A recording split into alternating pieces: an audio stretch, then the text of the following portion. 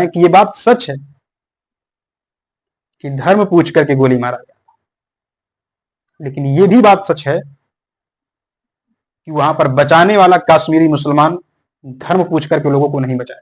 ये सच है कि वहां पर हिंदुओं को गोली मारा गया, हिंदुओं की मौत हुई, बट ये भी सच है कि हिंदुओं को बचाने के चक्कर में उस आतंकियों से लड़ जाने वाला, उनका गन छीन करके उनको बचाने का प्रयास करने वाला कश्मीरी मुस्लिम भी मारा गया। हिंदुस्तान के किसी चैनल, इंटरनेशनल किसी चैनल ने आदिल का नाम नहीं लिया। इस बात का बड़ा दुख है, बहुत ज्यादा दुख है इस बात का। में आया है कि इसने उस बंदे को पकड़ा है कि निहत्तों को गोली मत चलाओ, लेकिन उन्होंने फिर गन मोड़ी जैसे की तरह इसको पहला फायर पीछे से मारा है।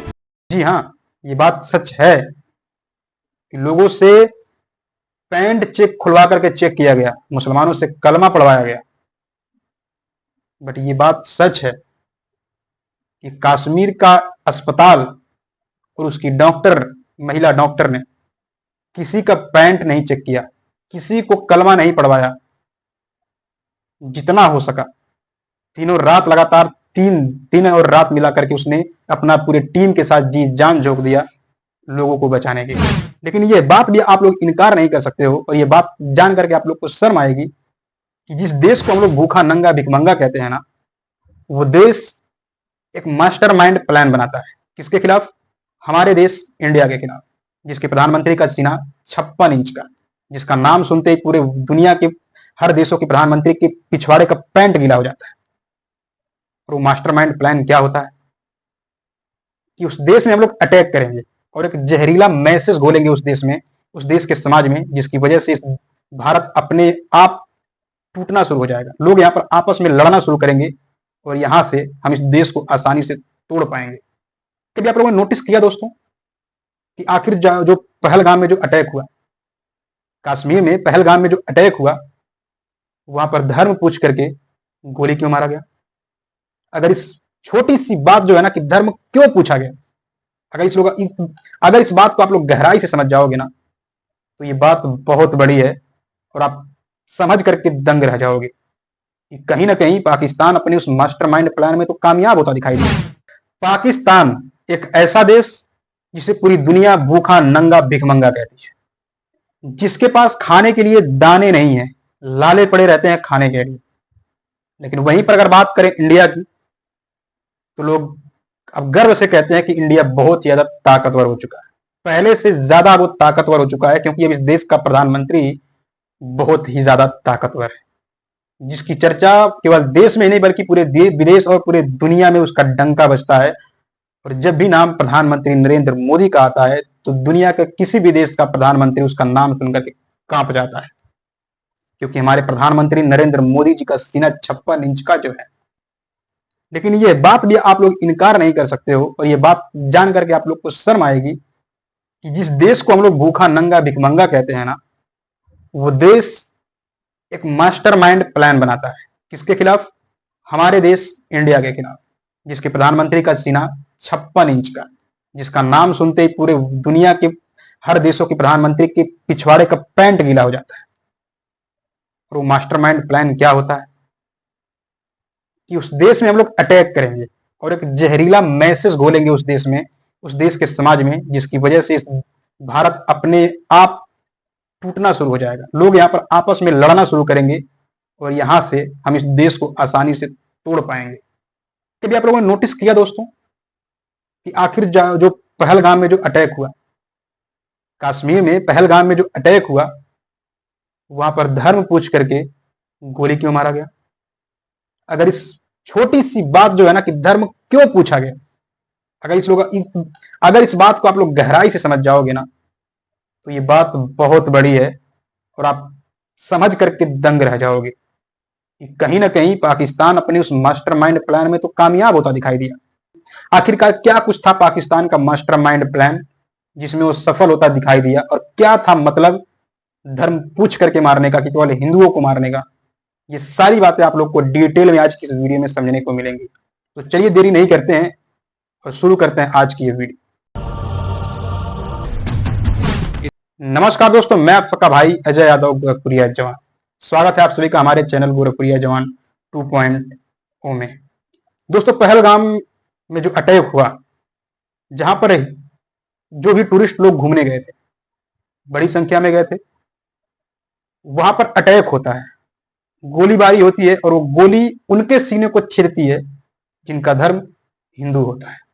जो आतंकवादी होते हैं वो पहले धर्म पूछते हैं, पैंट तक खुलवा देते हैं ताकि वो जान पाए ये हिंदू है या मुस्लिम। कलमा पढ़वाते हैं, जो लोग कलमा पढ़ लेते हैं जिससे साबित होता है कि हाँ ये लोग मुस्लिम हैं, उनको कुछ नुकसान नहीं पहुंचाया जाता है। और जो लोग साबित होते हैं कि ये लोग हिंदू हैं, उनमें केवल ये पुरुषों को गोली मार दी जाती है, बच्चों को और औरतों को छोड़ दिया जाता है। क्यों छोड़ दिया जाता है ये पहले समझते हैं। यहीं से आपको इस घटना और इस मास्टरमाइंड प्लान का आधा चीजें समझ आ जाएंगी।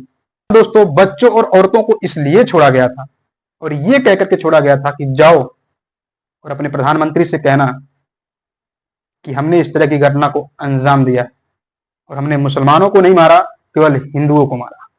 और जैसे ही वो परिवार सच में मीडिया के सामने आता है और अपने देश वापस आता है, तो वो बातें अपने देश में फैलती हैं कि वहां पर टूरिस्टों पर हमला हुआ, गोली मारी गई, 20 या 22-25 लगभग के आसपास लोगों की हत्या की गई और जिनको भी गोली मारी गई उनका धर्म पूछ करके मारा गया। जो लोग हिंदू थे उनको गोली मारा गया।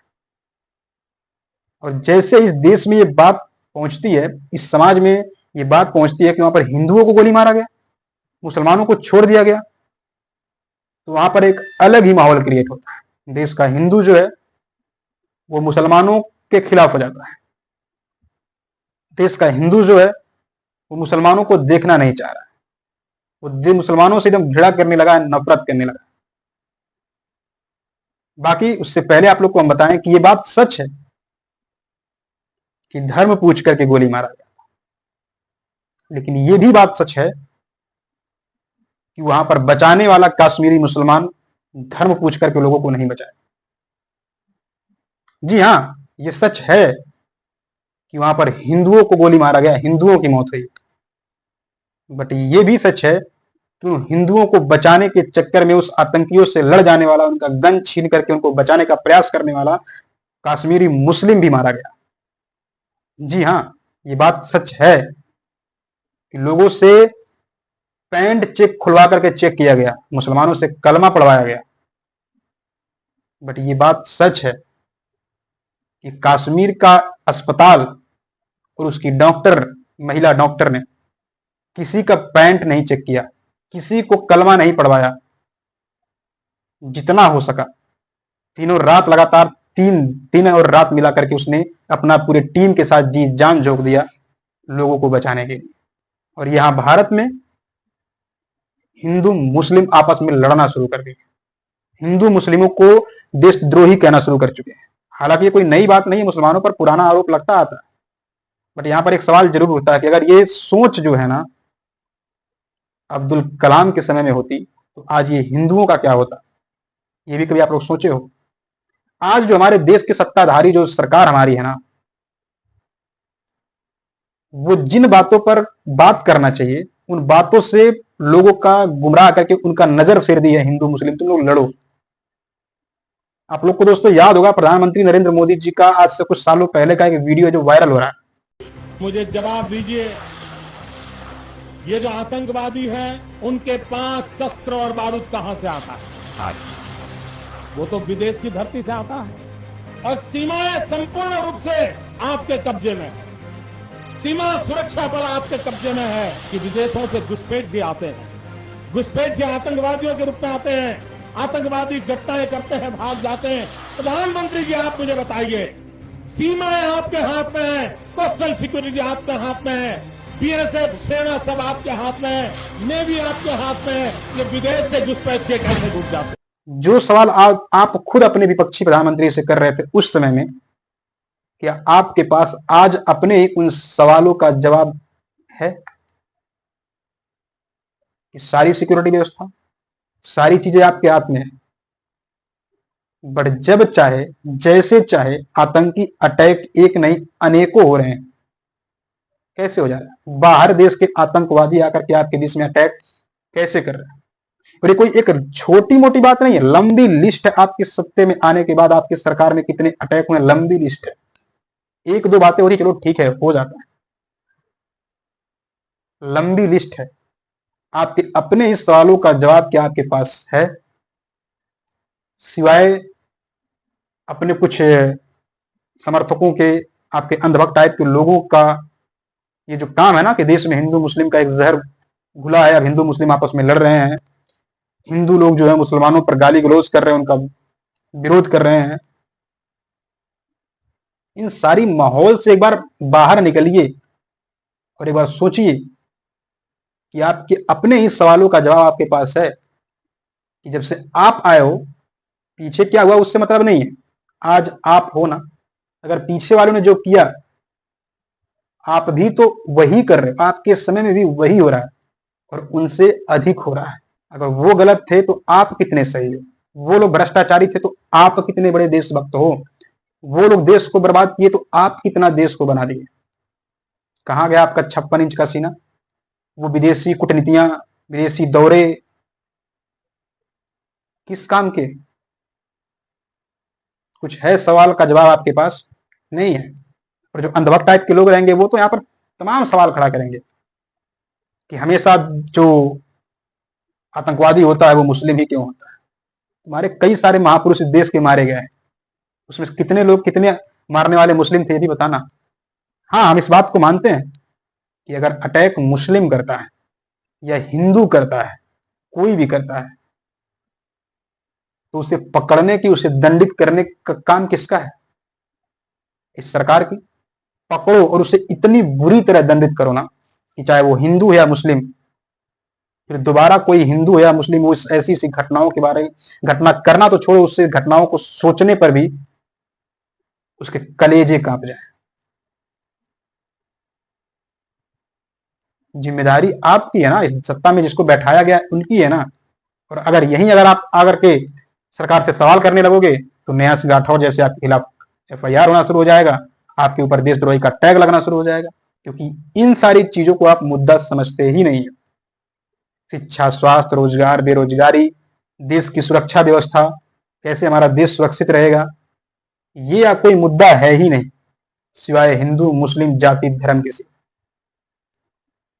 और दोस्तों, इस वीडियो के अंत में जाते जाते मैं एक बात जरूर कहना चाहूंगा, अभी भी बहुत कुछ नुकसान हो चुका है, बहुत कुछ बिगड़ चुका है अपने देश का, और अभी भी ये चीजें कंट्रोल की जा सकती है। वो करने के लिए हमारे देश के जो पढ़े लिखे कम से कम युवा है ना, उनको जगना पड़ेगा। अंधभक्ति का ये झंडा लेके सड़क पर घूमने से, कौन सा झंडा कि हम हिंदू हैं हिंदू हैं, हम मुस्लिम हैं मुस्लिम हैं, और पिछवाड़े पे प्रशासन की 4 लाठियां खा करके अपनी कैरियर और जिंदगी बर्बाद करने के सिवा अपने आंखों से अंधभक्ति का चश्मा उतारो और पढ़े लिखे हो तो ये जिम्मेदारी भी देश का किसी पढ़े लिखे या फिर ऐसे व्यक्ति के हाथ में दो जो कि स्वास्थ्य, शिक्षा, रोजगार, बेरोजगारी, देश की सुरक्षा व्यवस्था, महंगाई, इन सब को मुद्दा समझे, इन सब पर काम करे, तब जाकर के अपना देश आगे जाएगा। अपने देश की भलाई इसी में, ना कि हिंदू मुस्लिम मंदिर मस्जिद करने से। नहीं तो जो समय जो और आगे आप लोग को देखने को मिलेगा ना, वो इससे भी भयावना होने वाला है। अब देखो, मैं आप लोग को बताता हूं कि पाकिस्तान का मास्टर माइंड प्लान क्या था। पहला चीज तो उन लोगों ने अटैक करने में वो लोग सफल हुए, मारने का प्रयास किया, वो लोग मारे, लगभग 20-25 लोगों को उन्होंने मौत के घाट उतार दिया। पहला चीज उनका सक्सेस हुआ, जो कि वहां पर कोई भी फोर्स वाला था ही नहीं, वहां पर सिक्योरिटी नाम की कोई भी चीज नहीं थी अपने सरकार की तरफ से, वहां पर अपनी सरकार फेल होती दिखाई दी। दूसरा कि वो लोग का मास्टर माइंड प्लान ये था कि भारत में, वो लोग जानते हैं, सोशल मीडिया पूरे वर्ल्ड में चलता है, वो लोग को पता है कि इंडिया में क्या चल रहा है। यहाँ पर कोई मुद्दा नहीं है सिवाय धर्म, जाति, मंदिर, मस्जिद के सिवा। यहाँ पर हिंदू मुस्लिम में विरोधाजनक चीजें चलती हैं, कट्टरता है, लोग एक दूसरे को देखना नहीं चाहते हैं। और ऐसी ही नस को उन लोगों ने पकड़ा और ऐसी ही नस पे उन लोगों ने वार किया, जिससे उन लोगों ने क्यों बच्चों और महिलाओं को छोड़ दिया, ताकि वो लोग जाके अपने देश में ये बता सके कि वहां पर धर्म पूछ के मारा गया, हिंदुओं को मारा गया, मुसलमानों को नहीं मारा गया। और ये बात जैसे ही देश में पहुंचेगी तो हिंदुओं में आक्रोश पैदा होगा और हिंदू मुस्लिम आपस में लड़ना शुरू कर देंगे, कटना शुरू कर देंगे। और क्या आप लोग को दिखाई नहीं दे रहा है किस्से में यही चीजें हुई, उस घटना के बाद हो रहा है देश में। तो इस तरह से वो भूखा नंगा भिखमंगा देश, ऐसे ऐसे 56 इंच के छाती वाले प्रधानमंत्री और ऐसे मजबूत देश पर अपना मिशन, अपना मास्टरमाइंड प्लान सक्सेस कर ले रहा है यूं ही तुच्छ क्षणों में। सक्सेस किया कि नहीं अपना मास्टरमाइंड प्लान को? लड़ो, हिंदू मुस्लिम में लड़ते रहो। और ये जब तक हिंदू मुस्लिम लड़ते रहेंगे, टूटते रहेंगे, और आने वाले समय में ऐसे ही भिखमंगे टाइप के तुच्छ देश कोई भी रहेगा ना, यूं ही हमला करके जाएगा। क्योंकि उनको पता है आने वाले समय में हिंदू मुस्लिम जितना ही लड़ेंगे, उतना ही यहां से एकता भंग होगी और उतना ही ये देश कमजोर होगा। बाकी विचार करिएगा हमारी बातों पर। बाकी हमारी बातों का, हमारी मकसद हमारे वीडियो को ये नहीं था कि हम किसी के दिल के भावनाओं को ठेस पहुंचाएं। बस एक जिम्मेदार और डेमोक्रेटिक देश का नागरिक होने की वजह से जो मेरा अधिकार है, जितना मुझे अधिकार है इस देश में, मैंने उसी हिसाब से मैंने अपनी बातों को रखा और कुछ सवाल भी किए, तो उसी डेमोक्रेटिक देश का एक नागरिक होने की वजह से। बाकी इस पर विचार करना अब आप लोग पर निर्भर करता है कि देश को बढ़ते बढ़ते इतना कमजोर होता देखना चाहते हो आप कि कोई भी आए ऐसे ही मार के चला जाए, या फिर यूनिटी और एकता रखना चाहते हो, हिंदू मुस्लिम में लड़ना चाहते हो, कि सारे के सारे एक होकर के अपने देश के भलाई के लिए लड़ना चाहते हो, अपने देश को मजबूत करना चाहते हो। ये सोचना अब आप सबके ऊपर है। बाकी हमारी बातों से किसी को बुरी लगी, कोई ठेस पहुंचा, उसके लिए दिल से सॉरी। बाकी ये वीडियो शेयर करिए ऐसे लोगों के, अपने ऐसे दोस्तों के पास जिनके आंखों पर अंधभक्ति का पर्दा पड़ा हुआ, पढ़े लिखे शिक्षित भी हैं, युवा भी हैं, लेकिन उन लोग को जाति धर्म हिंदू मुस्लिम के सिवा कुछ दिखाई नहीं देता। चैनल पे नए हैं तो सब्सक्राइब जरूर करिएगा। बाकी मिलते हैं किसी अगले वीडियो, तब तक के लिए नमस्कार।